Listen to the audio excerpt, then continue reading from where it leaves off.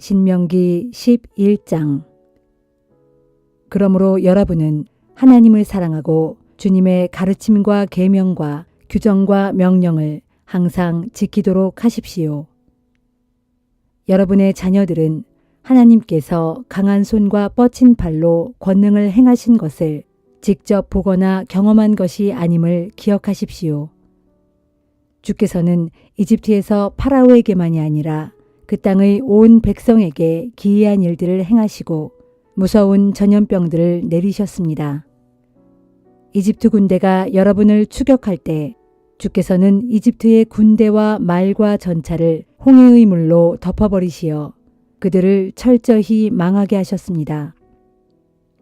여러분이 이곳에 이르기까지 주께서 행하신 여러 가지 기이한 일들도 여러분의 자녀는 직접 경험하지 못했습니다. 주께서 르우벤의 손자요 엘리압의 아들들인 다단과 아비람에게 하신 일, 곧 땅이 입을 벌려 그들과 그들의 가족과 천막과 가축들까지 모두 삼켜버린 그 두려운 일을 여러분의 자녀는 보지 못했습니다. 하지만 여러분은 주께서 하신 이 놀랍고 위대한 일들을 모두 두 눈으로 직접 보았습니다. 그러므로 내가 오늘날 여러분에게 전하는 주님의 모든 명령을 힘써 지키십시오. 그러면 여러분은 힘을 얻어 요단강을 건너가 여러분이 차지하려는 그 땅을 정복할 수 있을 것입니다. 주께서 여러분의 조상들과 그들의 후손들에게 주시겠다고 약속하신 땅, 곧 젖과 꿀이 흐르는 그 땅에서 오래오래 살 수 있을 것입니다. 여러분이 들어가서 차지할 땅은 여러분이 나온 이집트 땅과는 너무나 다릅니다. 이집트에서는 씨를 뿌리고 밭에 물을 대느라 부지런히 발을 사용하지 않으면 안 되었습니다. 하지만 여러분이 요단강을 건너가서 차지하게 될 그 땅은 물을 흡수한 산과 골짜기가 많아서 하늘에서 내리는 비만으로도 충분합니다. 그곳은 여러분의 하나님께서 친히 돌보아 주시는 땅입니다. 하나님께서는 1년 내내 그 땅을 보살펴 주십니다. 내가 오늘날 여러분에게 전하는 주님의 명령을 귀담아 듣고 하나님을 온 마음과 온 영혼으로 섬기면 주께서는 여러분의 땅에 봄비와 가을비를 철따라 내려주셔서 곡식과 포도즙과 기름을 풍성하게 수확하게 하실 것이고 가축들은 들녘에서 넉넉히 풀을 뜯어먹을 것입니다. 여러분은 항상 배불리 먹고 평안히 살게 될 것입니다. 그러므로 여러분은 유혹에 빠져 주님을 버리고 다른 신들을 섬기거나 경배하는 일이 없도록 조심하십시오. 여러분이 다른 신들을 섬기면 주께서 진노하셔서 하늘문을 닫고 비를 내리지 않으실 것입니다. 그러면 땅은 더 이상 소출을 내지 않을 것이고 결국 여러분은 주께서 주신 그 좋은 땅에서 순식간에 멸망하고 말 것입니다. 그러므로 이 말씀을 여러분의 마음과 가슴에 새기십시오. 그것들을 여러분의 팔목에 매달아 기호로 삼고 두 눈썹 사이에 붙여 표로 삼으십시오.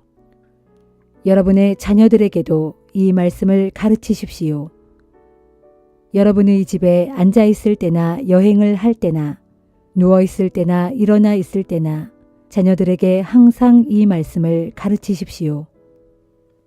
여러분의 문기둥과 대문에도 이 말씀을 기록해 두십시오. 그러면 주께서 여러분의 조상들에게 주겠다고 맹세하신 그 땅에서 여러분과 여러분의 후손들이 오래오래 하늘이 땅 위에 펼쳐져 있는 한 언제까지나 평안하게 살 것입니다. 내가 오늘날 전하는 이 모든 명령을 잘 지키고 여러분의 하나님을 사랑하고 주께서 가르쳐 주신 길로만 걸어가고 주님만 붙들고 살아가도록 하십시오. 그러면 주께서는 요단강 건너편의 그 모든 족속들을 여러분 앞에서 쫓아내실 것입니다. 그들은 여러분보다 수도 많고 힘도 더 강하지만 여러분이 그들의 땅을 차지하게 될 것입니다. 여러분이 발로 밟고 다니는 곳은 어디든지 여러분의 땅이 될 것입니다. 남쪽의 광야에서 북쪽의 레바논 산맥에까지, 동쪽의 유프라테스 강에서 서쪽의 지중해까지 모두 여러분의 영토가 될 것입니다. 하나님께서 약속해 주신 대로 여러분이 밟고 다니는 땅의 모든 주민들이 여러분을 무서워하여 떨 것이며 세상의 누구도 여러분을 당해낼 수가 없을 것입니다. 자, 이제 여러분 앞에는 두 갈래 길이 있습니다. 여러분은 복을 받겠습니까? 저주를 받겠습니까? 내가 오늘날 여러분께 전하는 하나님의 명령에 순종하면 여러분에게는 복이 내릴 것입니다. 그러나 하나님의 명령에 순종하지 않고 내가 오늘날 전하는 길을 떠나서 여러분이 이제까지 알지 못하던 다른 신들을 따라간다면 여러분에게는 저주가 내릴 것입니다. 여러분이 들어가서 차지할 땅으로 주께서 여러분을 인도해 들이실 때 여러분은 그리심산에서는 복을 선포하고 에발산에서는 저주를 선포하도록 하십시오. 이 두 산은 요단강 골짜기를 통과하는 도로의 서쪽에 있습니다. 즉 길갈 근처의 모래에 있는 상수리나무 숲 부근에 있습니다. 이곳은 아라바에 살고 있는 가나안 사람의 영토에 속합니다. 이제 여러분은 요단강을 건너가서 여러분의 하나님께서 여러분에게 주신 땅을 차지하고 살게 될 것입니다. 부디 여러분은 내가 오늘날 여러분에게 전한 모든 계명과 규정들을 명심하고 지켜야 합니다.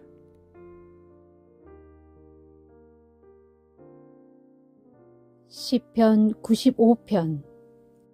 오라, 모두 와서 우리 다 같이 주님께 기쁨의 노래를 불러드리자. 소리 높여 우리 구원의 반석이신 주님을 찬양하자. 감사의 노래를 부르면서 그분께 나아가자. 그분을 기리는 즐거운 찬송을 부르자.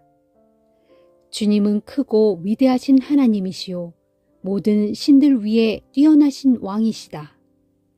깊디 깊은 땅도 주님의 손안에 있고 높디 높은 산도 다 주님의 것이다. 주께서 바다를 지으셨으니 바다도 주님의 것이요 마른 땅도 주님이 손수 빚으신 것이다. 그러므로 오라, 모두 와서 우리 다 함께 주님 앞에 엎드려 경배를 드리자. 우리를 지으신 주님 앞에 무릎을 꿇자. 주님은 우리의 하나님이시오 우리는 주님께서 기르시는 백성이요 그분께서 돌보시는 양떼라. 오늘날 너희는 주의 음성을 들어보아라. 무리바에서 너희 조상들이 그랬던 것처럼 또 마사에서 너희 조상들이 그랬던 것처럼 너희는 그렇게 고집을 부리지 말고 완고한 마음을 품지 말아라. 그때 너희 조상들은 내가 한 일들을 똑똑히 보고서도 나를 거듭 시험하고 또 시험하였다. 그러므로 나는 40년 동안이나 그 백성들에게 분노하며 말하기를 저들은 마음이 삐뚤어진 백성이요 내 길을 깨닫지 못하는 백성이로다 하였고 또 나는 화가 나서 맹세하기를 저들은 내가 편히 쉬라고 저들에게 허락한 그 땅에 결코 들어가지 못하리라 하였노라. 시편 96편. 새 노래로 주님을 노래하여라. 온 땅이여 주님을 찬양하여라. 주님을 노래하고 그 이름을 찬양하여라. 주님의 구원을 날이면 날마다 널리 선포하여라. 온 나라에 주님의 영광을 선포하고 주님께서 행하신 놀라운 일들을 세상 사람들에게 널리 알려라. 주님은 참으로 위대하신 분이시니 높이 찬양을 받으셔야 마땅하고 모든 신들 위에 홀로 경외를 받으셔야 마땅하도다. 문 나라들의 백성들이 섬기는 신들은 한낱 우상들일 뿐이지만 오직 주께서는 하늘을 지으셨도다. 찬란한 위엄과 영광이 주님을 에워싸고 크신 권능과 아름다움이 주님의 성전에 가득하도다. 온 땅의 백성들아 주님을 찬양하여라. 주님의 크신 영광과 권능을 소리 높여 찬양하여라. 주님의 이름에 합당한 영광을 주님께 돌리고 예물을 들고 주님의 성전뜰로 들어가라. 거룩한 옷을 입고 주님께 경배하여라. 온 땅이여 주님 앞에서 벌벌 떨어라. 너희는 문 나라 백성들에게 선포하기를 주께서 다스리신다 하여라. 세상이 그 자리에 든든하게 세워졌으니 땅이 흔들리지 않겠고 주님께서는 문 민족을 공의로 심판하시리라. 하늘아 기뻐하여라. 땅아 즐거워하여라. 바다야 또 그 안에 가득한 모든 것들아 다 함께 기쁨으로 크게 소리를 질러라.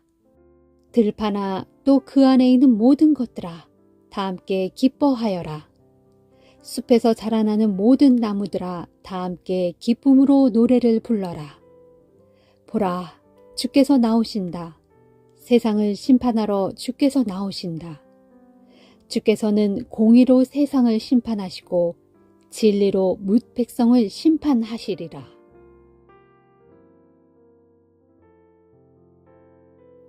이사야 39장. 그 즈음 발라단의 아들인 바빌로니아의 무로닥 발라단 왕이 유다의 히스기야 왕이 병들었다는 소식을 듣고 사절단을 보내어 편지와 예물을 보내왔다. 히스기야 왕은 바빌로니아의 사절단을 반가이 맞아들였고 그들에게 궁중의 보물창고에 있는 은과 금은 물론 모든 향료와 값비싼 기름과 전쟁 무기 등 자기 창고에 있는 모든 것을 자랑스럽게 보여주었다. 궁궐과 나라 안에 있는 온갖 귀한 것들을 하나도 빠짐없이 다 구경시켜 주었다. 그러자 이사야 선지자가 히스기야 왕에게로 가서 물었다. 왕이시여, 그 사람들이 왕께 무슨 말을 했습니까? 그들은 어디에서 온 사람들입니까? 히스기야가 대답했다.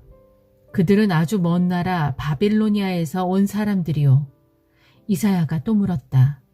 그들이 왕의 궁궐에서 무엇을 보았습니까? 히스기야가 대답했다. 그들은 내 궁궐 안의 모든 것을 다 보았소. 내 궁궐에 있는 모든 보물들을 내가 빠짐없이 그들에게 보여주었소. 그러자 이사야가 히스기야에게 말했다. 왕은 전능하신 만군의 주께서 왕에게 하시는 말씀을 잘 들으십시오. 주께서 말씀하시기를 보라, 내 궁궐 안에 있는 모든 것들과 내 선왕들이 지금껏 쌓아놓은 궁중의 모든 보물들이 바벨론 땅으로 다 옮겨가고 하나도 남지 않을 날이 틀림없이 오게 될 것이다 하셨습니다. 주께서 또 왕에게 말씀하시기를 너에게서 태어날 너의 아들들 중 몇 명은 사로잡혀 바벨론 땅에 포로로 끌려갈 것이고 그들은 바벨론 왕궁에서 내시가 될 것이다 하셨습니다. 그 말을 듣고 히스기야가 이사야에게 대답했다. 주의 말씀은 모두 지당하오. 주께서 작정하신 일이니 내가 어떻게 거역하겠소. 히스기야 왕이 이렇게 말한 것은 자신이 살아있는 동안만이라도 평화와 안정을 누릴 수 있다면 그것만으로도 다행이라고 생각했기 때문이었다. 요한계시록 9장. 다섯째 천사가 나팔을 불자 하늘에서 땅으로 떨어지는 별 하나가 보였습니다. 그런데 그 별은 무저갱의 열쇠를 받아서 갖고 있었습니다. 그 별이 받은 열쇠로 무저갱을 열자 거대한 용광로에서 내뿜는 연기와 같은 것들이 치솟아 올랐습니다. 그래서 태양과 하늘 전체가 무저갱에서 치솟아 오른 연기 때문에 온통 컴컴해졌습니다. 그리고 그 연기 속에서 거대한 메뚜기 떼가 나와 온 땅 위에 퍼졌는데 그것들은 전갈처럼 사람을 쏘는 강력한 독의 권세를 갖고 있었습니다. 그런 메뚜기들에게 명령이 주어졌는데 그것은 땅에 있는 풀이나 푸성귀나 나무들은 하나도 해치지 말고 오직 이마에 하나님의 도장이 찍히지 않은 사람들만 공격해서 해치라는 것이었습니다. 그러나 사람들을 죽이지는 말고 다만 5달 동안 괴롭히기만 하라는 허락이 메뚜기들에게 주어졌습니다. 그래서 메뚜기들이 사람을 쏘면 아주 격렬한 고통을 당했는데 그것은 마치 전갈에게 쏘인 것 같은 고통이었습니다. 그렇게 메뚜기들에게 고통을 겪는 동안 사람들은 차라리 죽으려고 애썼지만 죽을 수조차 없었습니다. 아무리 죽으려고 애써도 죽음이 멀리 피해 달아날 것이기 때문입니다. 내가 보니 메뚜기들의 모양은 마치 전쟁 준비를 끝낸 말들과 같았습니다. 머리에는 금관 같은 것을 쓰고 얼굴은 사람의 얼굴처럼 생겼습니다. 또 여자의 머리털 같은 긴 머리털을 늘어뜨리고 있었고 사자처럼 날카로운 이빨을 드러내고 있었습니다.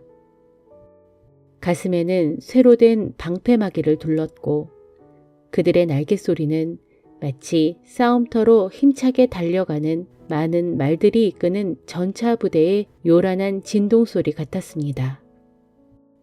그것들은 전갈처럼 꼬리와 침을 가지고 있었는데 꼬리는 5달 동안 사람을 쏘아서 고통을 줄 수 있는 힘을 갖고 있었습니다.